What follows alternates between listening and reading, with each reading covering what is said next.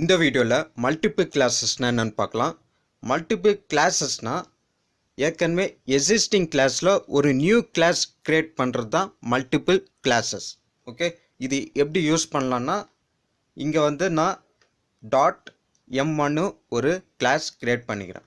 உள்ளே வந்து text decoration property use பண்ணி ஒரு வேல்யூ கொடுத்துக்கிறேன், அதாவது அண்டர்லைன். எனக்கு வந்து h1 h2 டேக் டெக்ஸ்ட் வந்து எனக்கு அண்டர்லைன் ஆகணும். ஸோ இங்கே வந்து h2 டேக்கில் வந்து நான் கிளாஸ் அட்ரிபியூட் யூஸ் பண்ணி ஏற்கனவே ஒரு கிளாஸ் க்ரியேட் பண்ணி வச்சுக்கிறேன். அதான் எக்ஸிஸ்டிங் கிளாஸ் C2. ஓகே, அந்த ப்ராப்பர்ட்டியும் அப்ளை ஆகும். ப்ளஸ் நான் வந்து நியூ கிளாஸ் க்ரியேட் பண்ணிக்கிறேன், அதாவது M1. எனக்கு அந்த டெக்ஸ்ட் வந்து அண்டர்லைன் ஆகணும்.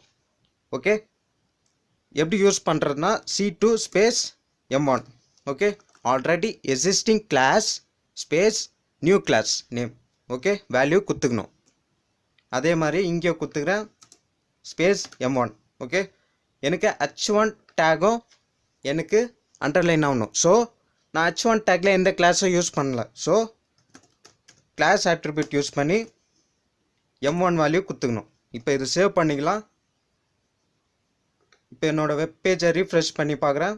ஓகே, என்னோட h1 h2 டேக் இருக்கிற டெக்ஸ்ட் வந்து அண்டர்லைன் ஆயிடுச்சு. ஓகே, இங்கே h2 டேக்கில் நான் 2 கிளாஸ் யூஸ் பண்ணிக்கிறேன். That is multiple classes.